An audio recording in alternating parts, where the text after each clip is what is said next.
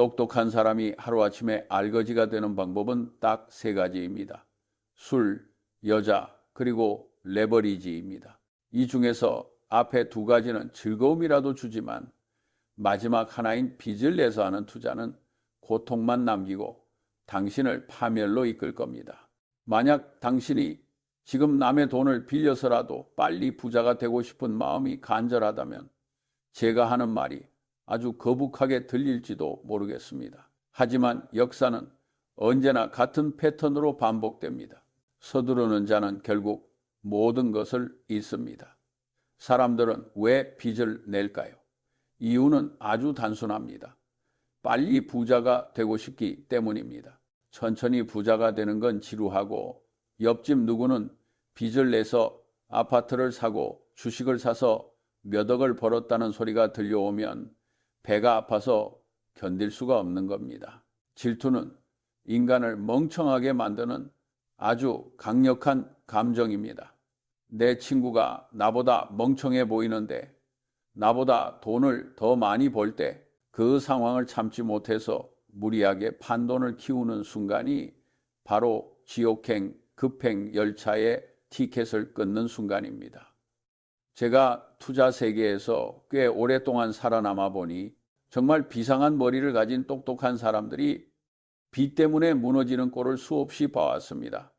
그들은 IQ가 낮아서 망한 게 아닙니다. 참을성이 없어서 망한 겁니다. 레버리지를 쓴다는 건 당신의 머리에 총을 겨누고 러시안 룰렛을 하는 것과 같습니다. 6번 중 5번은 찰칵 소리만 나고 돈을 벌 수도 있습니다. 하지만 결국 한 번의 총성으로 모든 게 끝납니다. 투자는 확률 게임이지만 파산할 확률이 1%라도 있다면 그 길은 가지 말아야 합니다. 아무리 기대 수익이 높아도 0을 곱하면 결과는 언제나 0이기 때문입니다. 시장은 당신이 생각하는 것보다 훨씬 더 변덕스럽습니다. 주식시장은 1년에 반토막이 날 수도 있습니다. 이건 예외적인 사고가 아니라 투자를 하다 보면 반드시 겪게 되는 자연스러운 현상입니다. 그런데 빚이 없다면 그저 주가가 떨어졌네 하고 덤덤하게 기다릴 수 있습니다. 기업의 가치가 건재하다면 언젠가 다시 오를 테니까요. 하지만 빚을 낸 사람은 기다릴 수가 없습니다. 주가가 떨어지면 공포가 밀려오고 증권사에서 전화가 오고 결국 가장 헐값의 주식을 팔아야 하는 상황에 내몰립니다. 당신의 판단력이 아무리 뛰어나도 빚을 지는 순간 당신의 운명은 시장의 기분에 맡겨지게 되는 겁니다. 많은 사람들이 착각합니다. 자신은 감정을 통제할 수 있다고, 이번만은 다를 거라고, 나는 빠져나올 타이밍을 안다고 믿습니다. 하지만 그건 오만입니다. 금융위기는 예고하고 찾아오지 않습니다. 갑자기 들이닥칩니다. 그때 빚이 있는 사람은 살아남을 수가 없습니다. 제가 버크셔 해서웨이에서 워런 버핏과 함께 일하면서 지킨 철칙 중 하나는 절대로 빚을 지지 않는다는 것입니다. 우리는 현금을 쌓아두고 기회를 기다렸지 기회를 잡겠다고 빚을 내서 덤비지 않았습니다. 덕분에 우리는 밤에 2다리 뻗고 잘 수 있었습니다. 투자는 밤잠을 설치지 않는 게 제일 중요합니다. 복리의 마법을 누리고 싶다면 절대 중간에 멈추면 안 됩니다. 그런데 레버리지는 당신을 강제로 멈추게 만듭니다. 시장에서 퇴출당하면 복리고 뭐고 없습니다.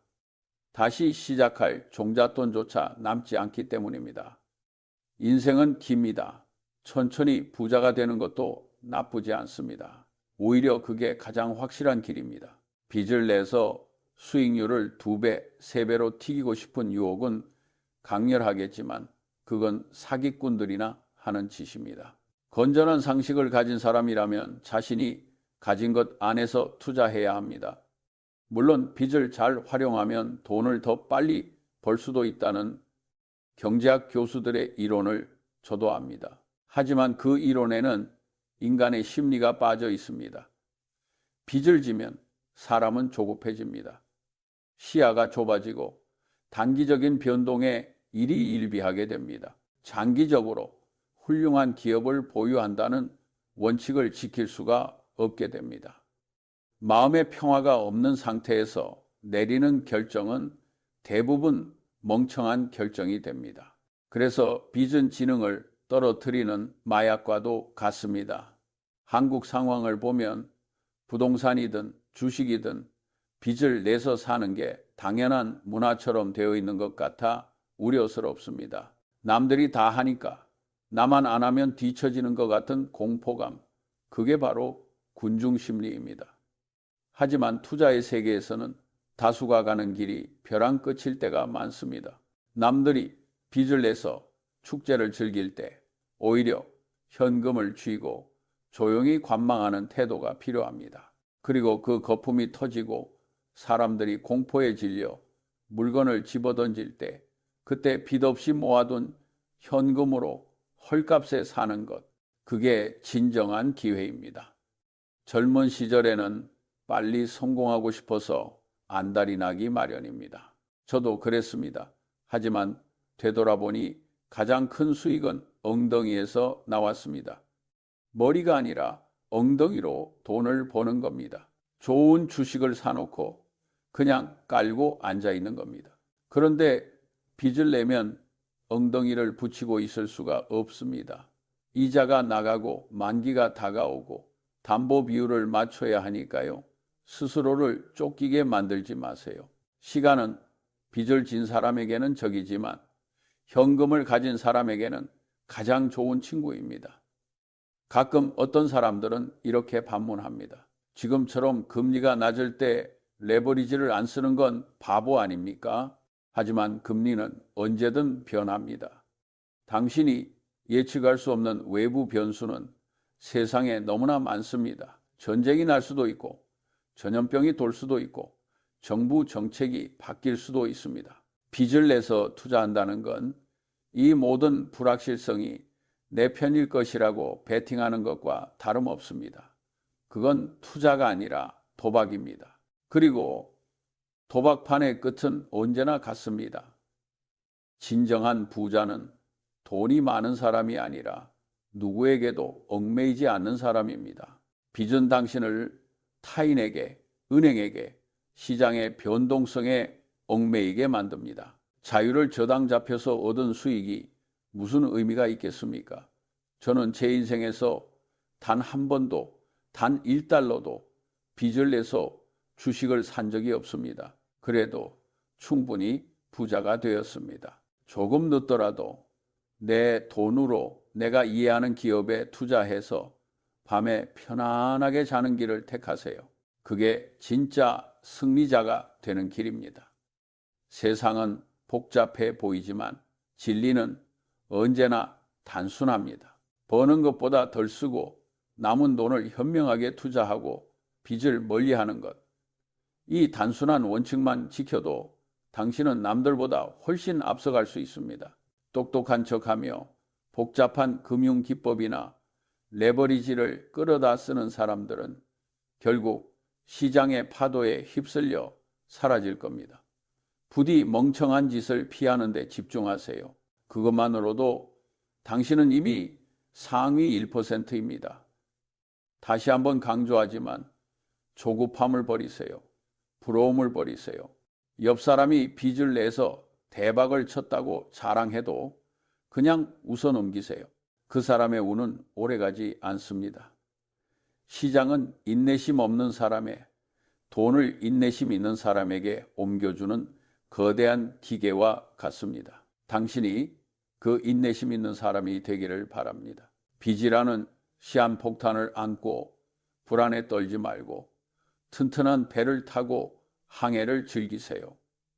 폭풍우가 와도 끄떡없는 배 말입니다. 그게 바로 현금으로 산 훌륭한 자산입니다. 결국 투자는 남과의 싸움이 아니라 자기 자신과의 싸움입니다. 탐욕과 공포, 질투 같은 감정을 다스리는 사람이 이깁니다. 빚은 그 감정들을 증폭시켜 당신을 집어삼키게 만듭니다. 그러니 부디 지옥으로 가는 급행열차에는 올라타지 마십시오. 천천히 걸어가도 목적지에는 충분히 도착합니다. 오히려 튼튼한 두 다리로 걷는 사람이 끝까지 살아남아 아름다운 풍경을 보게 될 것입니다. 그런데도 여전히 많은 사람들이 자신이 예외라고 생각합니다. 나는 똑똑하니까, 나는 시장을 읽을 수 있으니까, 나는 빠져나갈 구멍을 알고 있으니까 괜찮다고 자위합니다. 역사상 가장 똑똑했던 천재들조차 이 오만함 때문에 무너졌습니다. 노벨 경제학상을 받은 교수들이 모여서 만든 롱텀 캐피털 매니지먼트라는 회사를 기억하십니까? 그들은 수학적 모델을 완벽하게 믿었고 엄청난 돈을 빌려 투자했습니다. 그들의 계산에 따르면 망할 확률은 우주가 탄생할 확률보다 낮았습니다. 하지만 그들은 망했습니다. 그것도 아주 처참하게 말입니다. 그들이 멍청해서가 아닙니다. 레버리지가 그들의 지성을 마비시켰고 시장의 광기가 그들의 수식을 비웃었기 때문입니다. 천재들도 감당하지 못하는 것이 빚인데 당신은 무엇을 믿고 빚을 냅니까? 저는 평생을 두고 어떻게 하면 실패하지 않을까를 연구했습니다. 성공하는 법보다 실패하는 법을 피하는 것이 훨씬 쉽고 확실하기 때문입니다. 누군가 저에게 찰리, 당신이 죽을 장소를 알려주면 거기는 절대 가지 않겠소 라고 말한다면 저는 기꺼이 알려줄 겁니다. 그 장소 중 하나가 바로 레버리지입니다. 빚은 당신의 실수를 용납하지 않습니다.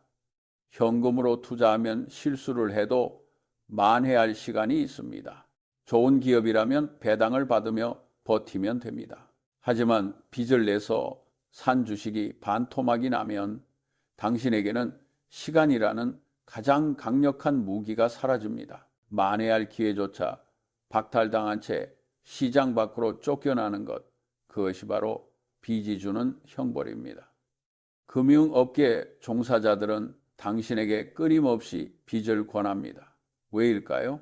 그들은 당신이 돈을 벌든 잃든 수수료를 챙기기 때문입니다. 그들에게 빚은 수익의 원천이지만 당신에게는 리스크의 증폭기일 뿐입니다. 증권사 직원이 고객님, 이 상품은 레버리지를 쓰면 수익률이 2배입니다. 라고 말할 때 그 말 뒤에 숨겨진 손실도 2배. 아니, 깡통을 찰 확률은 100배입니다. 라는 말은 절대 해주지 않습니다. 금융상품은 복잡할수록 당신에게 불리합니다. 세상에서 가장 좋은 투자는 단순합니다. 당신이 이해할 수 있는 사업을 하는 정직하고 유능한 경영자가 있는 회사의 주식을 쌀 때 사서 오래 보유하는 것. 여기에 빚을 낼 필요가 어디 있습니까? 기회 비용에 대해서도 생각해 봅시다. 빚을 잔뜩 지고 있으면 인생의 가장 큰 기회가 왔을 때 그저 손가락만 빨고 있어야 합니다. 시장은 10년에 한두 번 말도 안 되는 가격에 훌륭한 주식을 세일 판매합니다. 그때 현금을 쥐고 있는 사람은 감사합니다 하고 그 주식을 쓸어 담습니다. 그 순간이 바로 부의 추월차선에 올라타는 순간입니다. 하지만 평소에 욕심을 부려 빚을 내서 주식을 꽉 채워놓은 사람은 그 폭락장에서 마진콜을 당해 자신이 가진 소중한 자산마저 헐값에 빼앗깁니다. 남들이 공포에 질려 던지는 주식을 받아낼 현금이 있다는 것, 그것은 단순한 돈이 아니라 용기를 낼 수 있는 자격증입니다. 빚은 그 자격증을 찢어버립니다. 어떤 사람들은 사업을 하려면 빚이 필수라고 말합니다. 물론 사업상 필요한 운전 자금과 개인의 탐욕을 채우기 위한 투자 레버리지는 성격이 다릅니다. 제가 경계하는 것은 가격 변동성에 베팅하기 위해 빚을 내는 행위입니다.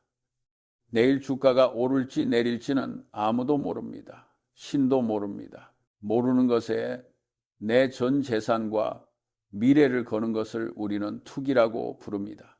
그리고 빚을 낸 투기는 반드시 파멸로 귀결됩니다. 설령 운 좋게 한두 번 성공해서 돈을 벌었다 해도 그 사람은 그 짜릿한 도파민에 중독되어 결국 판돈을 더 키우게 되고 마지막에는 반드시 망하게 돼 있습니다. 이것은 저주가 아니라 통계적 필연입니다. 진정한 안전맞이는 주식의 가격과 가치 사이의 괴리에서만 오는 것이 아닙니다. 당신의 재무 상태 그 자체가 안전마진이어야 합니다. 빚이 없는 상태, 당장 내일 수입이 끊겨도 몇 년은 버틸 수 있는 현금 흐름, 이것이 당신의 판단력을 맑게 유지해 줍니다.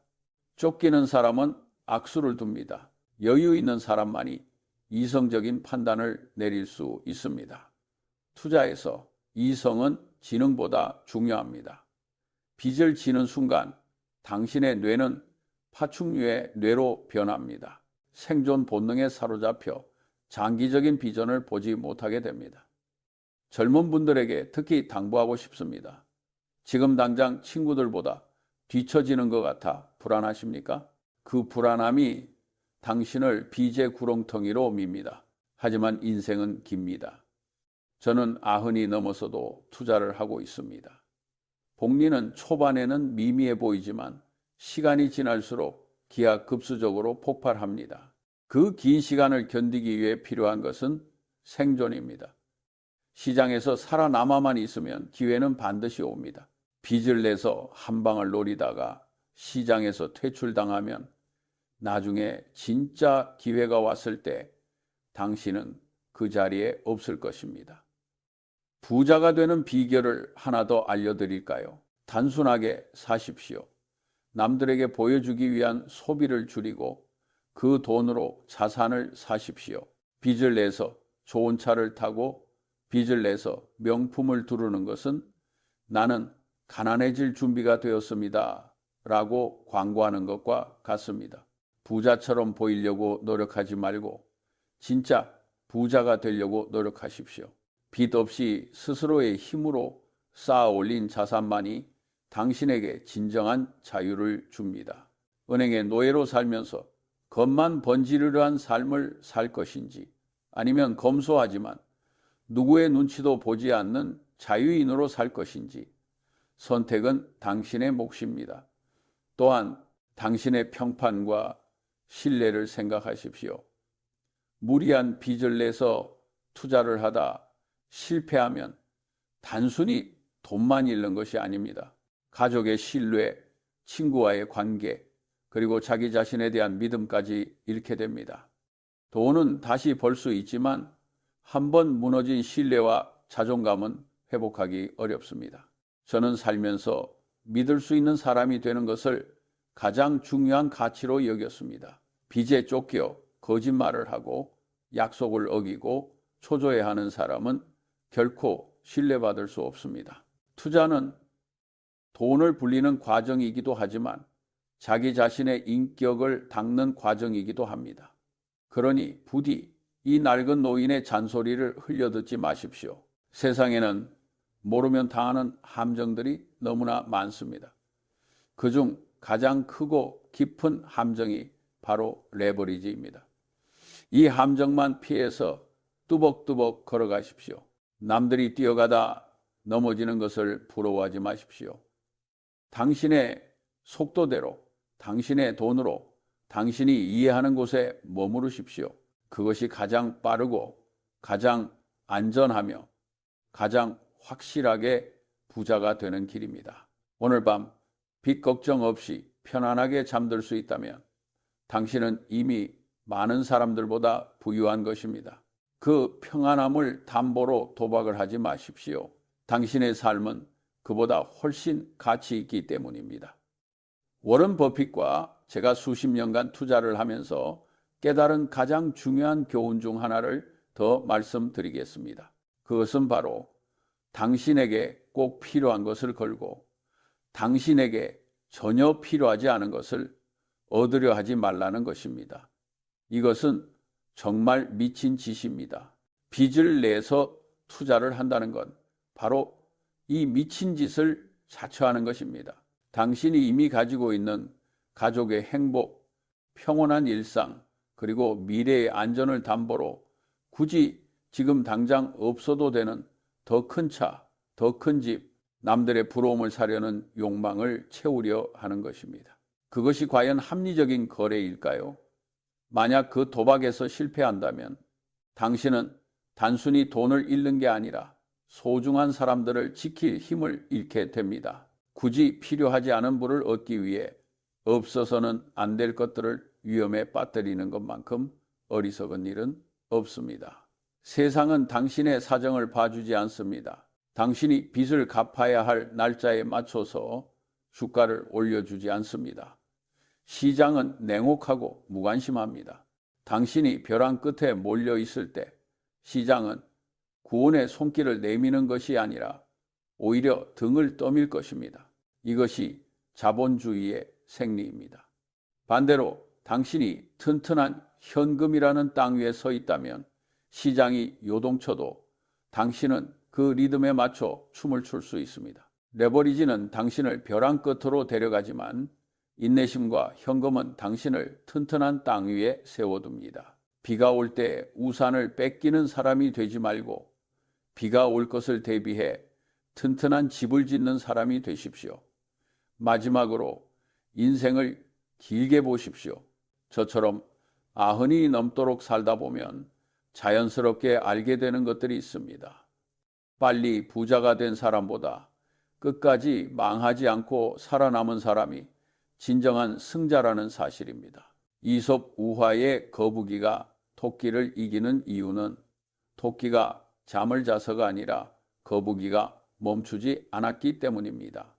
빚은 당신을 강제로 멈추게 만듭니다. 파산은 게임 오버를 의미합니다. 하지만 빚 없이 자기 속도대로 걷는 사람은 멈추지 않습니다. 욕심부리지 않고 매일 조금씩 현명해지려고 노력한다면 부는 자연스럽게 따라오는 그림자와 같습니다. 그림자를 잡으려고 뛰지 말고 빛을 향해 걸어가십시오. 그러면 그림자는 알아서 당신 뒤를 따를 것입니다. 부디 이 단순한 진리를 잊지 마시고 오늘 하루도 빚 없는 평온함 속에서 현명한 선택을 하시길 바랍니다. 당신의 투자가 고통이 아닌 즐거움이 되기를, 그리고 당신의 밤이 불안이 아닌 평안으로 채워지기를 진심으로 바랍니다.